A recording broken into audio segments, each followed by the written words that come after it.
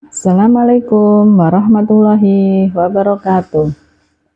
Selamat pagi anak-anak, bagaimana kabar kalian hari ini? Semoga kalian senantiasa dalam kondisi sehat walafiat. Amin, amin, ya robbal alamin. Untuk kali ini kita akan belajar bersama dalam pelajaran pendidikan Pancasila dengan tema norma. Sebelum kita memulai pembelajaran, kita tinjau dulu tujuan pembelajaran kita hari ini. Tujuan pembelajaran 1. Melalui kegiatan ini, peserta didik mampu menentukan perilaku yang sesuai macam-macam norma dengan benar.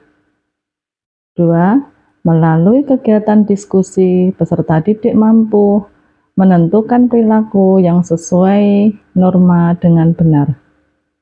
3. Melalui media pohon norma, peserta didik mampu menganalisis perilaku yang sesuai dengan norma yang telah diberikan. Kita tinjau dulu apa itu norma.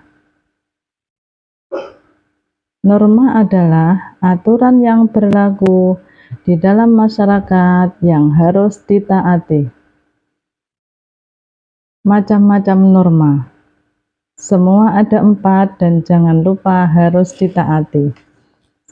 Ada norma agama, 2. Norma kesopanan, 3. Norma kesusilaan, dan 4. Norma hukum. Siapa yang melanggar pasti kena hukuman, dan siapa yang patuh adalah manusia terpuji. Perilaku yang sesuai dengan macam-macam norma. Tahukah kalian?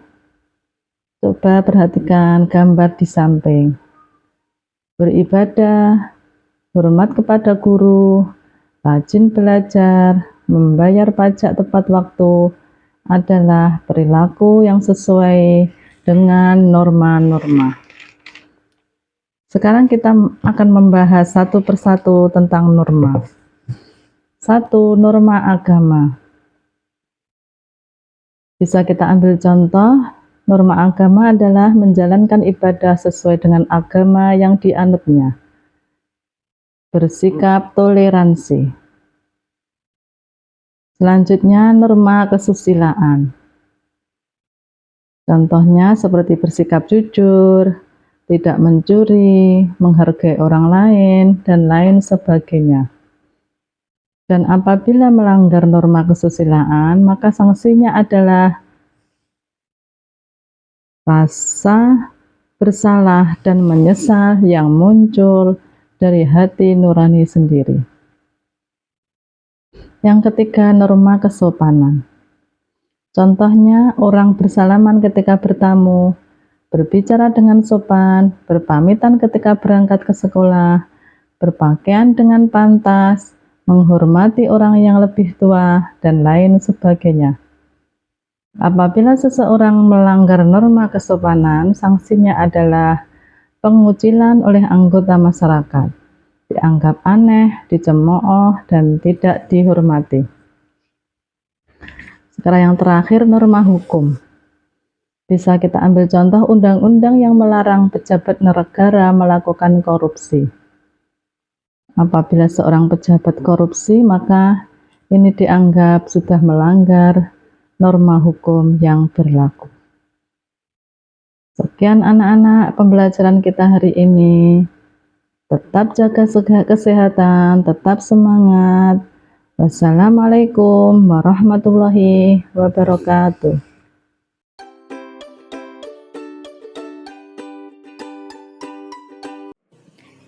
Kamu pernah tahu tentang norma kehidupan nggak?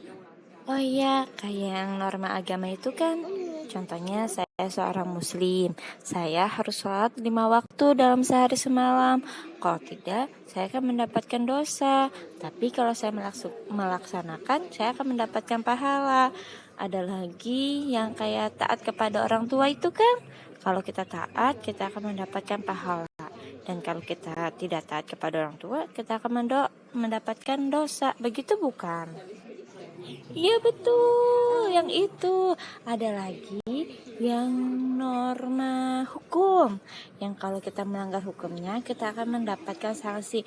Contoh, kita menerobos lampu merah, kita akan mendapatkan sanksi oleh polisi, gitu ya. Yaps, betul. Ada lagi norma kesopanan, yang contohnya orang yang lebih muda harus menghormati orang yang lebih tua. Contohnya lagi, kalau kita memberi seseorang sesuatu itu harus dengan tangan kanan, lebih sopan dibanding dengan tangan kiri. Yang seperti itu kan? Iya, ada lagi norma kesusilaan, dimana kita tidak boleh bohong, nggak boleh sombong, nggak boleh berkata tidak jujur, nggak boleh khianat. Kalau kita melakukan itu semua, orang akan menjauh dari kita akan dikucilkan di masyarakat. Jangan sampai kita seperti itu. Lebih baik kita harus menjaga diri agar bisa mentaati norma-norma yang ada di masyarakat. Semoga Allah menjaga kita agar kita selalu dapat menjalankan norma-norma di kehidupan bermasyarakat dengan baik.